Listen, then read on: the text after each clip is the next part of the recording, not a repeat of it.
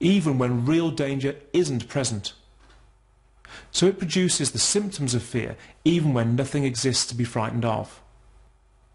The symptoms of anxiety disorder are so real and so frightening that they can cause us to become scared and wrought with anxiety and panic attacks. But the truth is, your symptoms, sensations and fears are based on false fear, the sensation of fear. How crazy is that? If a dog bit your leg, you'd feel pain, and you know that the pain is real because you saw the dog bite you.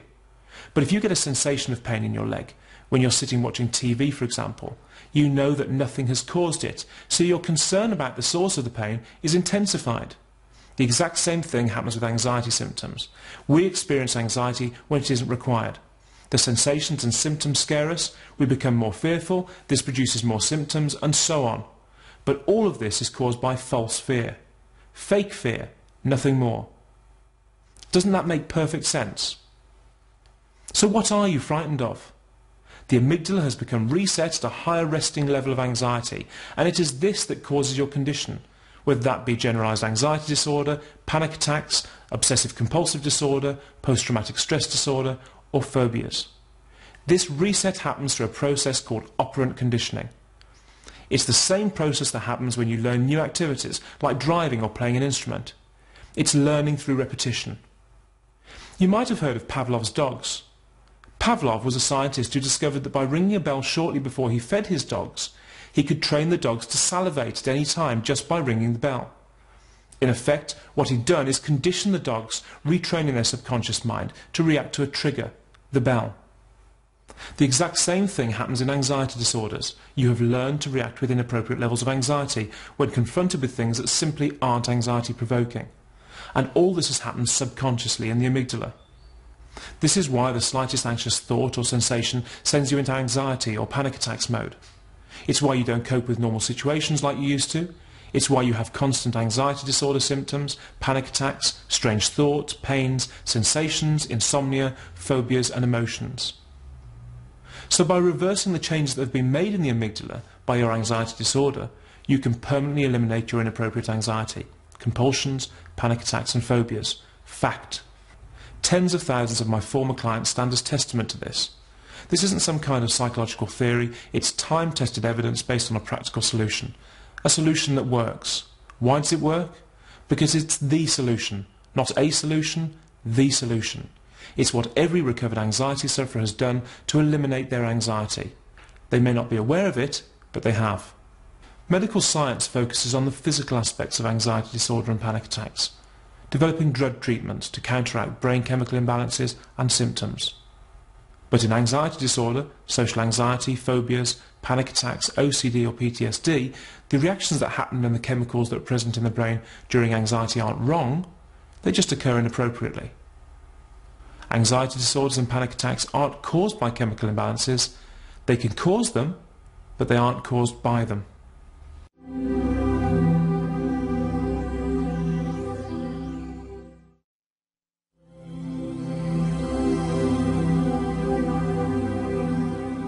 So what is anxiety? Anxiety disorder is a habit, a subconscious, anxious habit, which becomes so ingrained in our daily routines that it becomes habitual. In fact, deeper than that, it becomes instinctual.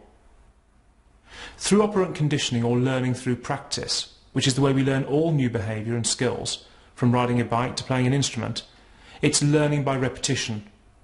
What starts as a shift in the way we perceive and react to anxiety-creating situations, such as stress, bereavement or negative experiences, can escalate into a constant state of anxiety. But as I said before, this is not real fear. It's an inappropriate, false fear. The sensations you experience may be completely foreign, disturbing or even frightening.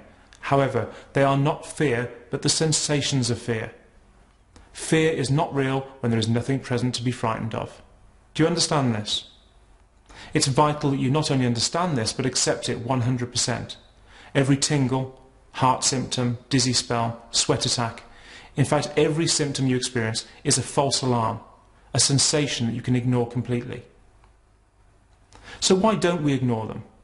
Fear, the sensation of fear, causes fear, and a vicious cycle ensues.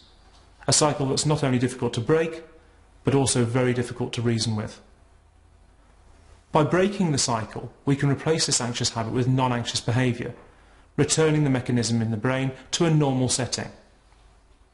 You see, anxiety requires you to feel fear in order for it to live.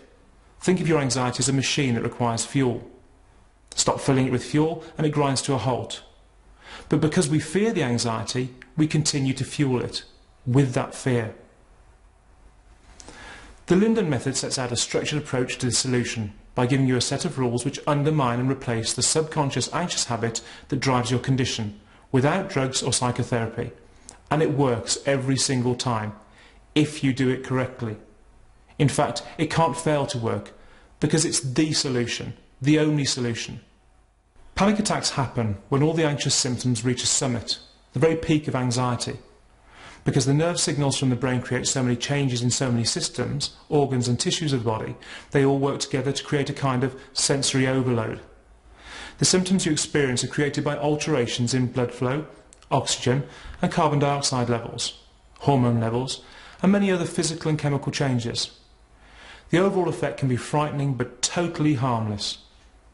But if you fear the fear, the cycle continues. If you let go of the fear, the panic subsides. The sensations settle down and you return to normal. Tired or shaky perhaps, even emotional, but this passes too with time. By removing the core anxiety, the heightened anxiety you experience every day, you can remove not only the panic attacks themselves, but each and every symptom, thought and sensation, meaning that you'll never panic again. Anxiety often causes the sufferer to experience phobias. These are a kind of obsession which cause the sufferer to focus on their anxiety and give it so much credibility that it starts to control what they do, where they go and who they see. At its worst, sufferers end up like I did, housebound. No, room-bound, alone, frightened and frustrated. But like panic attacks, this situation, the fear and the phobia itself, can be eliminated by undermining the root cause, the anxiety itself. You see, like panic attacks, anxiety-related phobias such as social phobia and agoraphobia are symptoms of an anxiety disorder, not standalone anxiety disorders. The same is true of obsessive-compulsive disorders. OCD, like all anxiety conditions, is a habit, a subconscious, anxious habit which becomes so ingrained in our daily routines that it becomes habitual. In fact, deeper than that, it becomes instinctual. Day in, day out, OCD sufferers, like anxiety sufferers, practice the very behaviour, the anxious behaviour, that causes and perpetuates their conditions. Those obsessive, disturbing thoughts and your compulsions are caused by your underlying anxiety. They are not a sign that you're going mad. So those obsessive thoughts about harming yourself or your loved ones, the compulsive rituals, checking, washing, or any other obsessions that you may have, don't mean anything. They are the result of an inappropriate anxious response. They are not based on truth. They are creations of an anxious and yet highly creative mind, and always represent the worst case scenario. They are your imagination, driven by anxiety, creating a scenario that you know you'd never be involved with. You know consciously that you would or should never do some of those things. However, your anxiety fuels the thoughts in your subconscious. What's happened is that your brain has been retuned to a heightened level of anxiety, leaving you prone to all the chronic, debilitating symptoms of anxiety and to these disturbing thought patterns. The thing that sets OCD sufferers apart from other anxiety sufferers is the intensity of obsessional behaviour. Otherwise, there's very little difference at all. Whilst a person with generalised anxiety or panic disorder will obsess about their health, for example, and focus on every little sensation or thought, OCD sufferers focus more on carrying out physical rituals in order to prevent fear or harm. The process in the mind is exactly the same in both cases. OCD sufferers are simply more able to embellish those obsessional thoughts, creating rituals and sometimes amazingly creative scenarios. But one thing is common in all anxiety disorders. Every sufferer focuses on a perfectly normal fear and creates from it a totally disproportionate reaction. Inappropriate, frustrating and destructive, and more than that, based on absolutely no truth whatsoever. So whether you suffer from generalised anxiety, agoraphobia, social phobia, panic attacks, OCD, or a mixture of all of these anxiety symptoms, you are perfectly normal, perfectly safe, and perfectly able to undermine the inappropriate anxiety at its core in the amygdala, you will walk away anxiety-free. You must break this cycle. You need to reset your brain to a normal level of anxiety, and I'm going to show you how.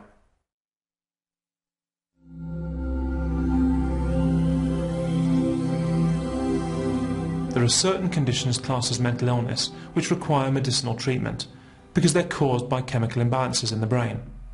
Anxiety disorders are not mental illnesses. Neither are they caused by chemical imbalance.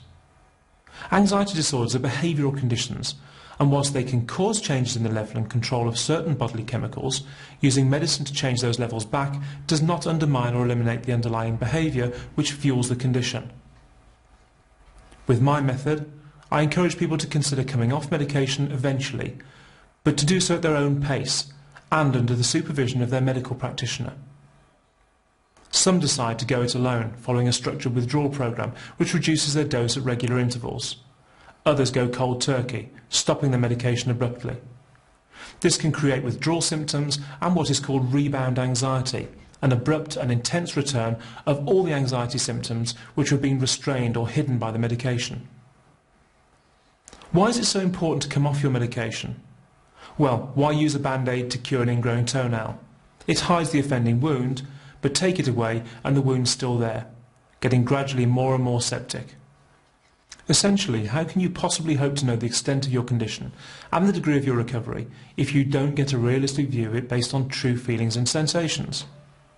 If you mask or suppress them with drugs, they'll just jump up and bite you in the butt as soon as you remove the drug. Think of an athlete who injures himself, breaking a bone in his leg. He'll seek professional advice and will no doubt use painkillers during the initial phases of the injury to mask his acute pain. And he'll use crutches to help him protect his injury. This is what many anxiety sufferers do. They take medication to mask the pain. They want a salve, and they want it now. And just as an athlete benefits in the short term from having painkillers and a set of crutches, so too do many anxiety sufferers. Their medication becomes their crutch. But if an athlete keeps on using the medication, he may find he stops feeling the effect as quickly, or as effectively. In fact, he may find he has to up the dose to feel any benefits at all. Longer term, he may fail to see how the medication is impairing his performance, how he's dependent on it, and how it's weakening his internal strength. He may not be as sharp as he used to be, but he remains unaware of this. What's more, he may actually be doing himself more damage. If he's unaware of his very real physical limitations because the medication and the crutches are masking his perception of this physical impairment, he won't be able to tell when he's recovered. If he carries on exercising regardless, unaware of the caution signals that his brain is sending, he may actually end up causing himself chronic, long-term problems in his quest to find a crutch for his acute short-term issues. In much the same way, people with anxiety turn to medication, not thinking of the potential long-term problems and only really considering the short-term salve because it's fast and simple. But anxiety disorders take a lot of time and subconscious effort to create. They can't be cured in 5 minutes or with a magic pill. They may up their dose in an effort to keep on top of their anxiety. They may fail to realise their addiction. So if you want to embark on the process of recovery and you want to be able to gauge the degree of your recovery, you can only hope to do so by taking a leaf out of the athlete's book. That's not to say any athlete will come off his medication and wham, he's back on form, back on the track. No. He and his doctor will develop a strategy for recovery. They will decide together how best he comes off the medication and how he starts his regime. The athlete will take his time, go at his own pace, and he'll gradually come off his medication. He'll put his crutches to one side, he'll gingerly place his weight on his damaged leg, gauging how strong it feels, how painful it is. He'll turn it this way and that, bending it, applying pressure. What he won't do is spring into action. And I don't want or expect you to do this either. I want you to take it gradually. I want you to gingerly see how strong you feel. Make a plan, make it realistic, and follow it. But if at any stage you have concerns or you feel it's too fast or out of control, speak to your doctor. It won't necessarily be an easy ride, but it can be if you're sensible, structured, and patient in your approach. You don't need drugs to help you learn new behaviour. How can a drug help us unlearn a bad habit? How can a drug help us